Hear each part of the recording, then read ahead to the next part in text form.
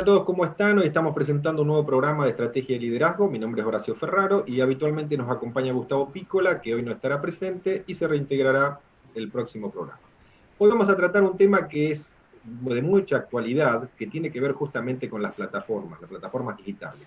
Y vamos a hablar de esa concentración de plataformas y políticas de WhatsApp, para lo cual hemos convocado a Mari Carmen Sequera. Ella es directora ejecutiva de la Asociación de Tecnología, Educación, Desarrollo, Investigación y Comunicación, el TEDIC. También es su cofundadora, trabaja en el área de políticas públicas y dirige proyectos de derechos digitales en la organización. Es investigadora de derechos humanos y tecnología. Es abogada por la Universidad Nacional de Asunción, posgrado en Tecnopolítica y Derechos Digitales por la Universidad de Barcelona, posgrado en especialización en ciberseguridad, derecho y tecnología de la Universidad de León, y a su vez tiene una especialización en datos personales y derecho internacional y análisis económico de los derechos de propiedad intelectual de la Flaxo Argentina. Buenas tardes, Mari Carmen, ¿cómo estás? Muy buenas tardes, ¿qué tal? ¿Cómo les va?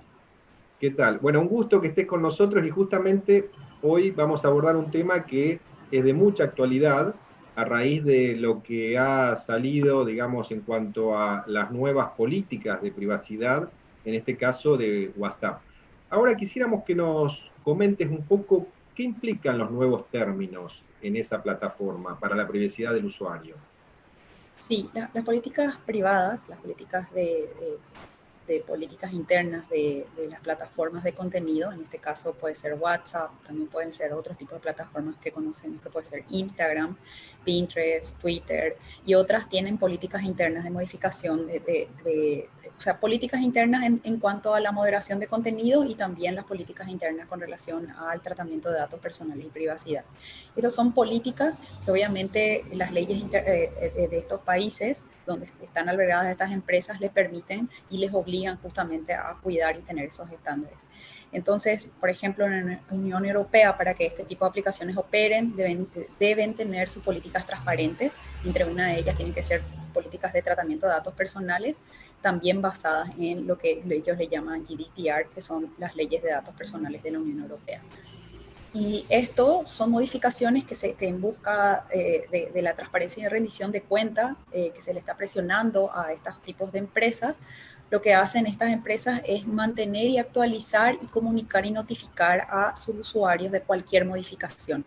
Esto no es muy común en las plataformas menos dominantes, ¿verdad? Plataformas pequeñas uno no recibe necesariamente notificaciones de modificación de políticas, en este caso sí, por lo tanto cumple ciertas expectativas de temas de ciberseguridad y cumplimiento de estándares de esta empresa. Lo que hizo WhatsApp fue como transparentar este proceso y este proceso que ya lo está haciendo hace bastante tiempo.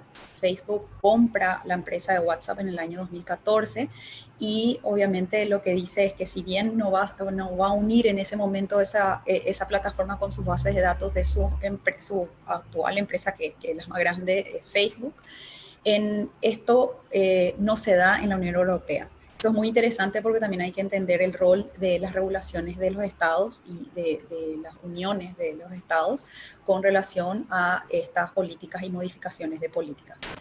WhatsApp lo que hace específicamente modifica la interoperabilidad entre plataformas, es algo que se da generalmente para ofrecer un mejor servicio y ellos también, como su modelo de negocio es venta de anuncios y la hiperconexión, o sea, lo ideal es para ellos de que todos sus usuarios tengan una alta conexión para poder ofrecerte esos anuncios y vender mejor, micro-targetear mejor los perfiles. Lo que hicieron fue notificar de que este cambio ya lo van a hacer. Y esto se debe a que es una plataforma dominante dentro del mercado de plataformas de contenido y que obviamente a diferencia de otros donde no podrían hacer esta interoperabilidad. Acá la preocupación como usuario final nos debería importar es de cuánta concentración tienen estas empresas para después modificar como ellos quieren, y más otra vez en países periféricos como los nuestros, que no pueden generar al ritmo que se modifican y se generan tecnología, nuestros estados, ¿verdad? No tienen todavía esa capacidad. Entonces, eso en términos como más políticos. Pero en términos técnicos, lo que hizo fue esta plataforma, de alguna manera, entre comillas, y coloquialmente, sería blanquear algo que ya sabíamos que iba a hacer. lo que ellos unifican son la identidad, en el sentido de que hoy tanto por WhatsApp o por Facebook donde me escriban, no importa el mensaje me va a llegar, ellos van a unificar esa identidad. Independientemente a la gente que no tenga un perfil en Facebook, también da esa posibilidad de que se pueda activar de manera fácil ese perfil y por sobre todo, como ellos dicen, es venderte esos anuncios. Se va a mantener las prácticas de cifrado punto a punto, que es una forma de encriptación de mensaje de los contenidos. Eso significa de que las plataformas no van a acceder a los contenidos. Esta empresa lo que interesa son los metadatos de esos contenidos, que son los datos de los datos. Eso, un ejemplo puede ser un mensaje, por ejemplo, una videollamada de Zoom. Hablamos, la gente va a saber que hay un ID que pertenece a un IP, y ese IP pertenece a un contrato específico, que probablemente sea Mari Carmen Sequera, y esto se conecta con otro que es otro IP que se llama 5 días, y esos 5, y cuántos minutos hablaron dentro de esa llamada. Ellos no les interesan. No el Exacto. contenido.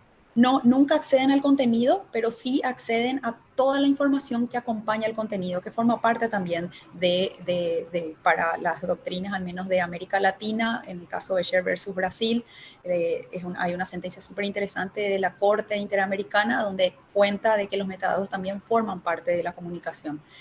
En ese sentido, esta empresa lo que hace es separar, ¿verdad? Por un lado, los metadatos sí almacena, ellos sí con esos metadatos pueden interpretar ciertos contenidos sin necesidad de entrar a contenidos, con el simple hecho de tener una geolocalización, saben de que Mari Carmen se junta con una persona a las 2 de la mañana en un hotel. Si bien no hay mensaje, no accede a los mensajes internos, uno puede suponer ciertos relatos, ¿no? Entonces, esta plataforma lo sigue almacenando. Esto lo hacen en realidad casi todas las plataformas, no solamente WhatsApp. Pero acá lo interesante es de que sí van a acceder a los contenidos, a diferencia de lo que decían, acceder para los casos de business WhatsApp. O sea, toda la parte comercial, donde cuando uno activa un perfil para vender ciertos productos, ellos sí quieren saber cómo el usuario se comporta, qué tipo de transacciones y, bueno, también acceder a información financiera de estas dos cuentas. Digamos, lo que tiene que ver con la parte de negocios, eso no va a haber privacidad. O sea, por lo cual ese es un riesgo muy grande. Más que riesgo, digamos, uno se está poniendo una exposición, ¿no? Es una comunicación privada, ¿verdad? De entre una empresa y otra, pero la plataforma te pone esas condiciones y una empresa, si quiere, puede seguir en esa aplicación facilitando esa información o puede utilizar otro tipo de herramienta.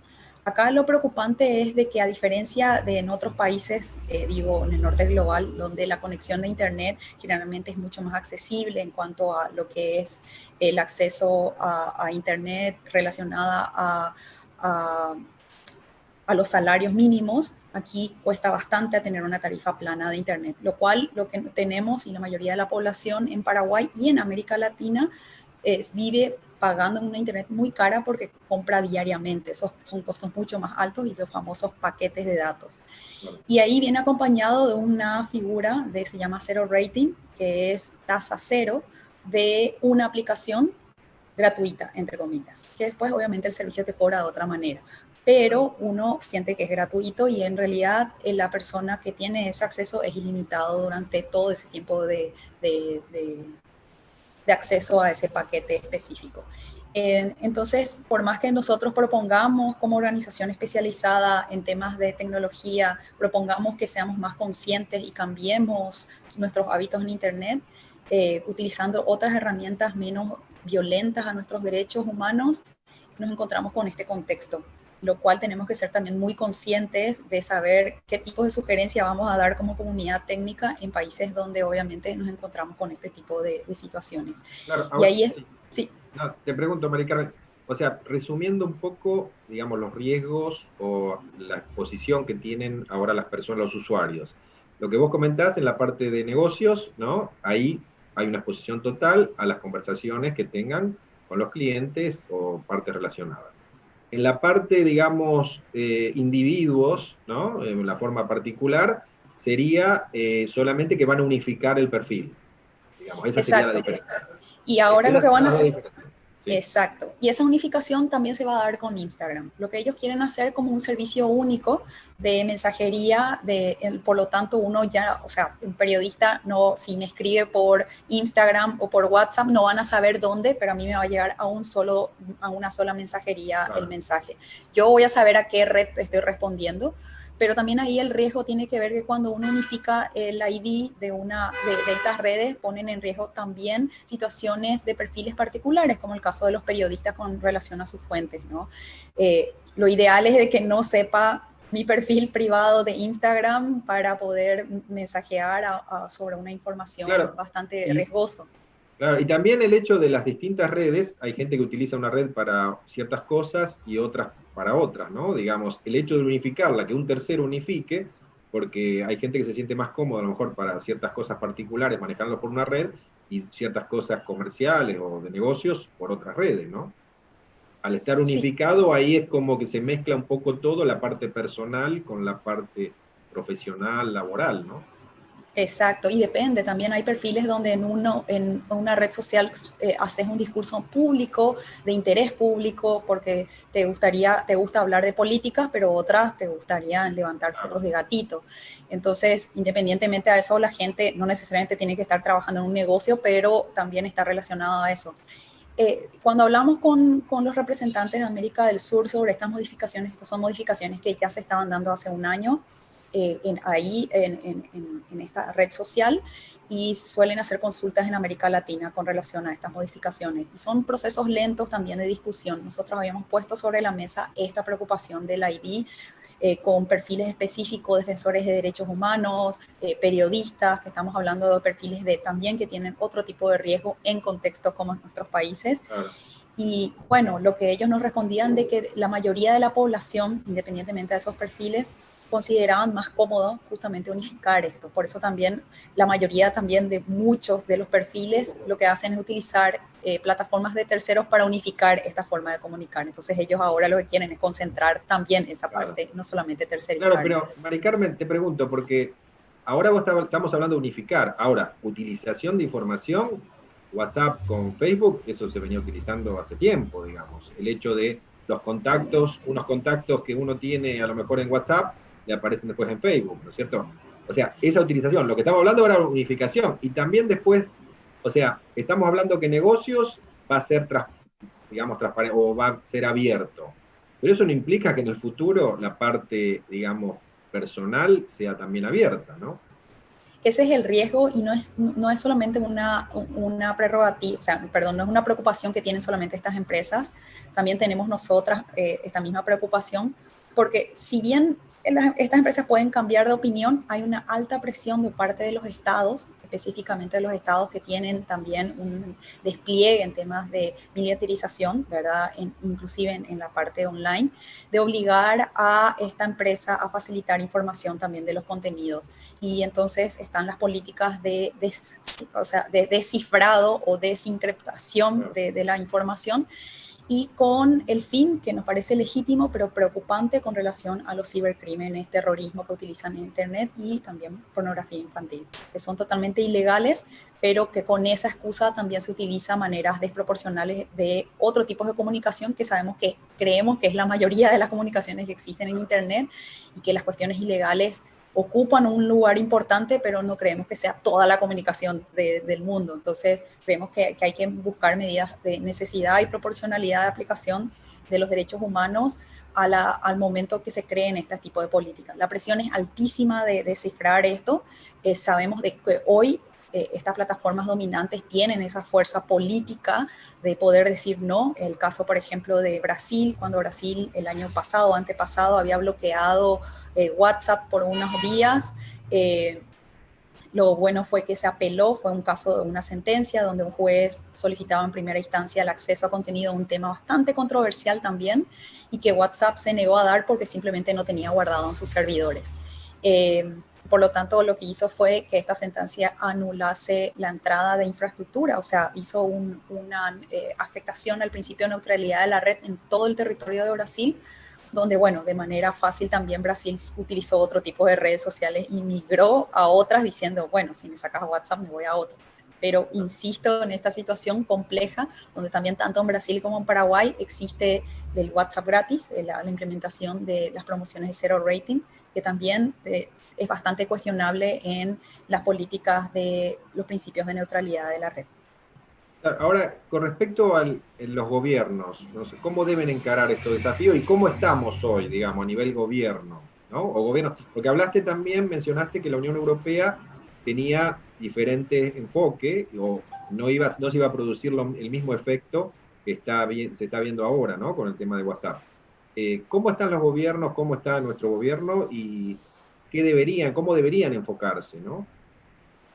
Bien, hay que entender que Internet está regulada hace bastante tiempo. La regulación en esta red es muy normal, tanto en lo que es regulación de infraestructura, en telecomunicaciones, como también las plataformas de contenido, ¿no? Y en el caso controversial de Trump con Twitter y la suspensión permanente de su perfil. Entonces hay que entender también de que este tipo de políticas, inclusive de privacidad y políticas de tratamiento de datos personales y otro tipo de modificaciones de políticas internas de estas plataformas, también tienen que estar basada en los estándares internacionales, de las reglas que todos conocemos, de las reglas que todos respetamos, de las reglas que los estados definieron como política, ¿verdad?, de respeto, a eso lo llamamos derechos humanos. Sabemos de que hay una intención, entre comillas, de este sector, pero obviamente también esa intención está muy relacionada a su interés económico. Entonces, estas reglas, cuando se le desborda, porque tienen una gran cantidad de usuarios dentro de su plataforma, ahí piden ayuda y dicen, pucha, se nos desbordó y nos dimos cuenta de que ahora se nos pasó por encima todo este tipo de cosas, entre ellos violencias en Internet, que en un principio a ellos no les importaba moderar, pero ahora se dan cuenta que también esos efectos generan efectos políticos en la agenda política fuera de Internet. Entonces ellos ahora están pidiendo ayuda y en ese sentido, estas políticas cuando se modifican, son políticas globales, pero son interpretadas por cada país de manera diferente. Eso en cualquier tipo de principio o concepto legal, ¿no? Por ejemplo, en el caso de libertad de expresión, no todo el derecho a libertad de expresión es como interpretada en la misma manera en Paraguay como en Estados Unidos, en la Unión Europea o en América Latina. Eso mismo se analiza cuando se hacen esas modificaciones de políticas de privacidad. Si bien son globales, hay que interpretar cómo eso afecta específicamente al territorio jurisdiccional. Y obviamente el rol del Estado debería ser justamente analizar eso. Y sabemos que como no hay oficinas oficiales acá, sabemos que cualquier implementación, a diferencia de Brasil, va a ser más compleja. Entonces, la idea es como buscarlo de manera como más regional. Y eso implica no solamente una autorregulación, sino una corregulación, no solamente estatal, sino también una combinación de formas de aplicar regulación en Internet. Porque hay que entender también, Internet no está muy acostumbrada a ser moderada de territorios periféricos, porque no tienen impacto político, no somos un país hegemónico para poder generar poder dentro de esas plataformas. Entonces, lo ideal sería, la salida es organizarse, articularse, y que tengan por sobre todo una mirada de estándares de derechos humanos. Sabemos que todas las veces que el Estado, al menos en Paraguay y en América del Sur también, la tendencia de regular generalmente es regulación de contenido y específicamente sobre discursos de difamación cuando les afectan a figuras políticas. Y no necesariamente en un análisis como más profundo del discurso, ¿verdad? Y por sobre todo también en este caso en temas de tratamiento de datos personales.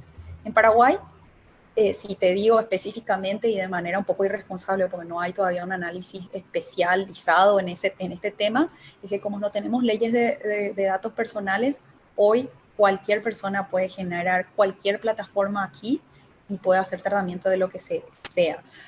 Esto genera una inseguridad jurídica a las empresas que quieren invertir tecnología en este país, porque como no tiene seguridad jurídica, no puede traer, qué sé yo, una base de datos de Europa, porque Europa sí le va a pedir un estándar alto de tratamiento. Entonces, si sos una plataforma pequeña, ¿verdad?, y no hegemónica, pero tenés ganas de hacer un tratamiento, no creo que sea el escenario más ideal. Si tienes las reglas claras, eso hace que sea mucho más prolífero en cuanto a las inversiones en nuestro país, y eso podría ser una oportunidad de también, no solamente puede esta regulación aplicar a dar esa oportunidad a plataformas a hacer tratamiento de datos personales de otros ciudadanos y ciudadanas del mundo, sino que también podría tener un impacto también a cuestiones arbitrarias de este sector dominante como es puede ser WhatsApp, ¿no? Ahora, te pregunto, ¿habría que buscar una plataforma? ¿Hay plataformas alternativas viables, digamos, que superen un poco lo que se está viviendo ahora? ¿O, digamos, sería encontrarnos después, más adelante, con el mismo problema?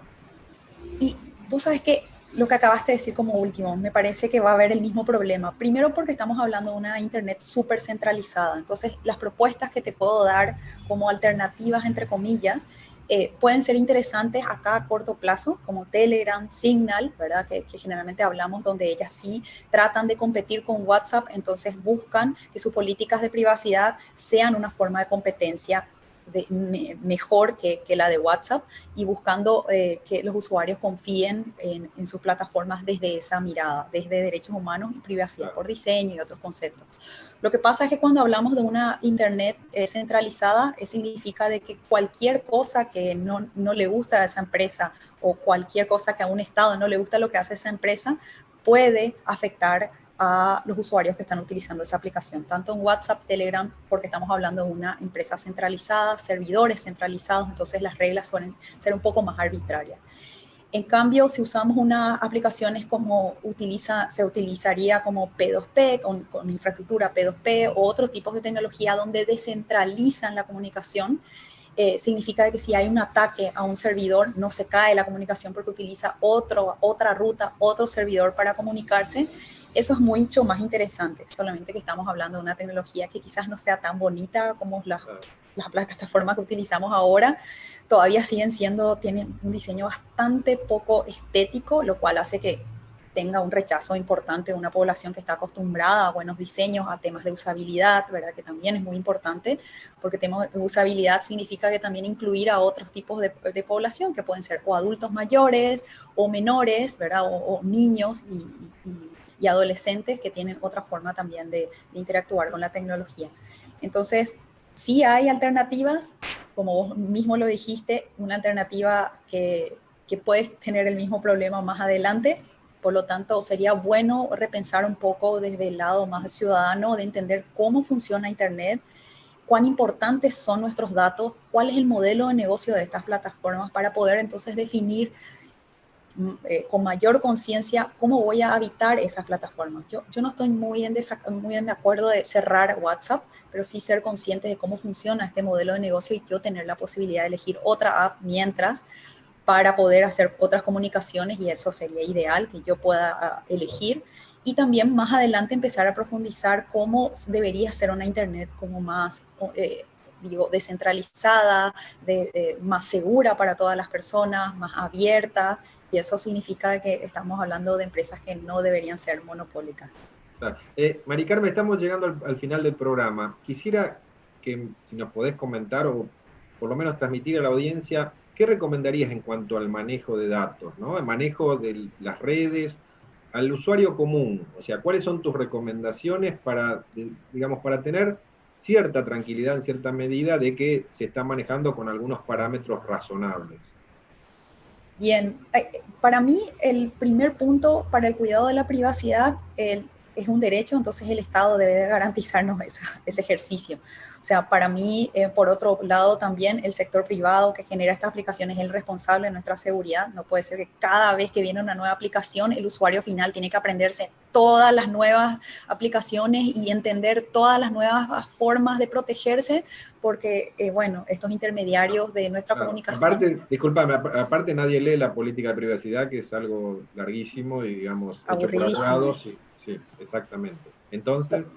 Entonces, eso por un lado. Entonces, creo que también el rol de como ciudadanos, antes de dar unos tips de autocuidado y cuidado organizacional de las comunicaciones, es obligar al Estado que nos garantice la protección de este derecho. Como segundo punto, es que el Estado genere políticas públicas en temas de ciberseguridad para que las aplicaciones que se generen tanto en contexto local como regional o global tengan el cumplimiento en temas de privacidad para que el usuario final no tenga esa recarga de poder decir cuál es la aplicación más segura. Por otro lado, en términos ahora, a corto plazo, sí es urgente tomar medidas, ¿verdad? Entre ellos, tener aplicaciones de cifrado punto a punto es importantísimo. Entonces, o sea, por un lado está WhatsApp que dice que tiene cifrado punto a punto, pero esto, como es una empresa que no transparenta su código, tenemos que confiar en lo que dice esa plataforma. En cambio, Signal te dice que sí tiene cifrado punto a punto y se encuentra auditable casi todos los días por comunidades específicas y especializadas en temas de hacking ético, donde te aseguran de que hasta ahora todavía no se ha encontrado ninguna injerencia externa de malware para la vigilancia, ¿no? Por otro lado, tenemos Telegram, que ahora sabemos que hay una ola enorme de población que se mudó a Telegram. Es muy importante decir de que este tipo de plataformas en las grupales no tiene cifrado a punto a punto, sí el chat privado. Entonces hay que activar eso de manera que cuando uno va a hablar con otra persona, activarlo, pero en los grupales no se pueden. Entonces ahí hay que un poco analizar qué información voy a estar publicando en esa red como para saber qué se puede fugar o no. Digo cifrado en el sentido de que no es que una empresa, la Tigo o Personal o Claro o Vox van a interceptar la comunicación de Telegram. Lo que puede pasar es de que si un estado extranjero o un ataque a los servidores de Telegram, sí se puede exponer toda la conversación más adelante. Entonces sí hay que tener cuidado de eso. Por eso estamos hablando de cuán importante es el cifrado punto a punto. Por otro lado, decimos de que también es muy importante cuidar, a tener la autodesaparición de los mensajes. Eso es muy importante porque cuando, por ejemplo, estamos hablando de comunidades vulnerables que se van a una marcha pacífica, ¿verdad? Y que la policía te incaute el celular, es muy importante de que tengan autodestrucción de esos mensajes y eso es muy importante también para el cuidado de los perfiles que justamente reivindican ciertos esfuerzos de manera pacífica. Eso también se puede hablar de periodistas con sus fuentes, cuán importante es borrar la comunicación de ellos y hay veces que uno se olvida, entonces la aplicación de Signal, y sé que WhatsApp este año iba a implementar también la desaparición del borrado de estos mensajes de manera como automática, de una semana, uno puede poner 5 minutos y otras cosas. Otra ventaja también de tener cifrado punto a punto es de que se pueden enviar contraseñas a través de este dispositivo y después se hace la autodestrucción, entonces uno puede hacerlo de manera segura. Y otra cosa que es muy importante es cambiar las contraseñas de los dispositivos, tener el acceso restringido de cada una de las aplicaciones en el dispositivo. Lo que suele pasar en nuestros talleres encontramos es que no solamente la policía o de manera desproporcionada otras personas de temas de delitos quieren perseguirte, sino también hay veces que la pareja misma quiere acceder a esa comunicación y es importante también proteger porque el derecho a la privacidad es un derecho. No, Mari Carmen, bueno, hemos llegado al final del programa, te agradecemos por haber compartido con nosotros, esperamos contar contigo en el futuro para que nos comentes cómo evoluciona justamente el sector, el tema de las redes y esa concentración que estamos viendo hoy. Muchísimas gracias, Horacio. Encantada de participar y compartir con ustedes. Bueno, un gusto. Y a la audiencia le decimos hasta el próximo programa. Muchas gracias. Hasta luego.